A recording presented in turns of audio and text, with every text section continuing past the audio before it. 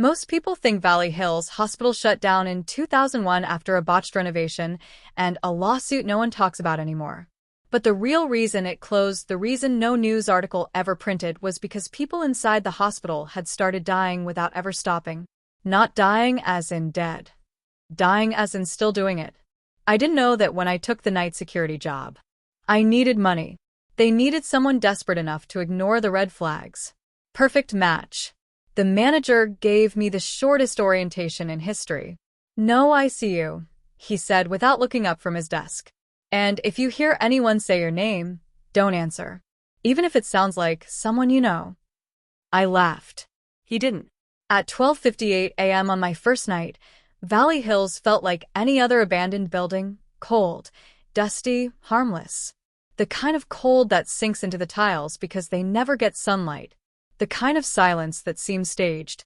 But at 1:03 a.m., the lights at the far end of the east corridor flickered on. Just the last 3 fixtures. All at once. The east corridor leads to ICU. I clicked my flashlight on, kept my hand near the holster the job required me to wear, and slowly walked to the glowing end of the hallway. Each step echoed too loudly, like the building had become hollow. I reached the ICU doors. They were sliding glass, old, with faded decals reading critical care, staff only. Something had scratched long grooves into the glass, like fingernails. Deep ones. My radio crackled. "IL Daniel, where are you?" It was my name. My full name. My mother's voice. Except my mother was 2 states away and asleep. The voice repeated, clearer. "Daniel, come help me." I dropped the radio. It hit the floor with a sharp crack and skittered toward the ICU entrance. The scratched doors slid open. Not fast. Not automatic. They peeled themselves open, like someone on the other side was dragging them apart with both hands. Inside was darkness. Not pitch black, worse. The kind of dark that moves when you look straight at it, like a swarm shifting to make space for something behind it. I shouldn't have stepped inside. But the moment I backed away, the overhead lights across the entire corridor shut off one by one. Thunk, thunk, thunk, thunk, until the only thing still lit was the ICU. Like it was choosing me. I entered. The ICU was still arranged like it had been in the year it closed. Curtains half drawn, rusted for poles leaning like exhausted skeletons, monitors gathering dust. And beds. 7 of them. Cold metal frames. Yellowed sheets. Every bed was empty, except one. Bed number 4 had the blankets pulled up neatly, as though someone had made it in a hurry. Something rested beneath the blanket. Something with a shape. Something lying perfectly still. I approached it, the air growing so cold my teeth ached. When I was close enough, I noticed something wrong. The blanket wasn't rising and falling. No breathing. I reached out, I don't know why, and grasped the edge of the sheet. Before I could pull it back, a voice behind me whispered, "He's not supposed to be uncovered." I spun around. A nurse stood 3 feet away. A Valley Hills nurse, frozen in time, hair pinned back, uniform starched and yellowed with age. She was soaking wet. Her hair clung to her skull as though she had just climbed out of a lake. Water dripped from her elbows, pooling on the floor. Her smile was wrong. Too tight. Too many teeth. "You're early," she whispered. Her voice sounded like it came from a floor below us. "Shift change isn't until 3. I'm security," I stammered. She blinked slowly, like she didn't understand the word. Then she leaned close enough that her wet breath hit my cheek. "There are no visitors." Her smile widened. "And no living staff here after midnight." She reached for me. Her hand passed straight through my arm. Not grabbing, not touching, passing through, like my flesh was water. Something icy tore up my nerves, freezing them one by one. The pain sent me stumbling backward into bed number 4. The moment I hit it, the body beneath the sheet moved. A soft, wet shifting sound. I fell to the floor, the nurse towering over me. "You shouldn't have disturbed him," she whispered. Then the body in bed number 4 sat up. Slowly. Stiffly.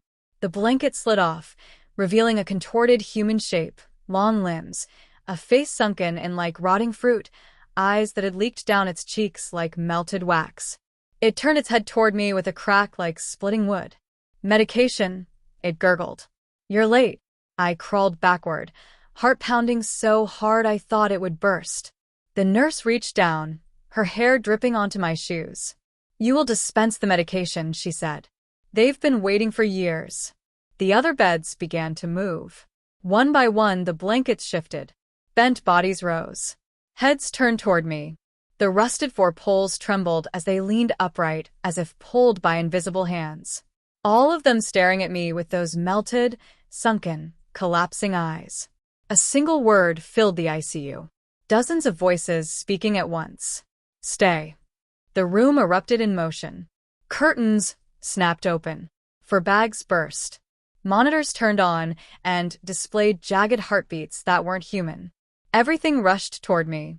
I ran. I don't remember screaming, but I must have because my throat felt like sandpaper. I tore out of the ICU, through the peeling corridors, past the nurse's station. Something chased me. Multiple somethings. Footsteps. Drag scrapes. A wet slapping sound like bare feet hitting tile. Behind me, the ICU doors slammed with a boom that shook dust from the ceiling. I reached the main entrance. The automatic doors tried to open. They flickered, jittered, stuttered, then froze. My reflection in the glass warped as a shadow formed behind me. Not a human shadow, too tall, too spindly, too many wrong joints. It whispered, "Shift's not over." Something cold closed around my neck, and the doors burst open. I fell onto the parking lot pavement. I scrambled up, turned back, but the hospital lobby was empty. Still, like nothing had moved there in years. When I got home, I found something in my pocket. My Valley Hills badge. But the picture on it wasn't me anymore. It was the nurse, smiling that impossible smile. I quit the job the next morning. Or tried to. The manager didn't look surprised. He didn't argue. He didn't say a single word. He just slid a paper across his desk. A termination form. Already signed. Already dated for next week. "I'm not coming back," I said. He nodded, as if expecting it. Then he did something that made every part of me go cold. He opened a drawer and revealed a box of Valley Hills security badges. All of them were warped, melted, burned, or bent like someone had chewed the edges. Their photos had changed, faces replaced by those same sunken-eyed patients from ICU. One badge in the middle had a fresh photo. Me. Except I didn't look alive. My skin was gray. My eyes were hollow. My mouth hung open like a puppet whose strings had been cut. "You're already scheduled," he said. "You can try not showing up. They'll still run their shift." I left without the badge. But it didn't matter. It showed up at my apartment door that night anyway. 1 a.m., the hallway outside my apartment. A scraping sound woke me. Something dragged across my front door. Not metal on metal. Bone on wood. I crept to the peephole. Something stood on the other side. A figure, tall, wrong, shifting its weight like it wasn't used to human legs. And a nurse's uniform. Dripping wet. Her voice seeped through the crack under the door. "You left early." She pressed her face to the peephole. I staggered back as her eye filled the whole lens, sunken, cracked, leaking dark fluid. "You didn't finish the medication rounds." The lights in my apartment flickered. The temperature dropped impossibly fast. She whispered, "Come back. They're still waiting." She began to scratch the door. Not knocking. Not banging. Scratching. Like she was tracing the outline of my body on the other side. Then she said my name, perfectly. My mother's voice again. "Daniel, open the door. Please." I almost did. Something in her tone wrapped around my brain, tugging gently. Like a hook. Then I remembered what the manager said. "If you hear your name, do not answer." I backed away. The whispering continued. Then all at once, silence. I didn't sleep. The next night, 1:17 a.m. The intercom in my apartment building crackled on. Even though it had been broken for months. Static. A faint hum. Then, "Night shift starts now." Every light in the hallway outside my door exploded. Bangs echoed one after another like gunshots. My phone buzzed. Unknown number. Come back. I blocked it. Another message. We know where you are. Another. We can admit you. From anywhere. I threw the phone onto the couch. It buzzed again. A picture message. A photo of me. Sleeping. Except I wasn't sleeping. I was standing in my living room.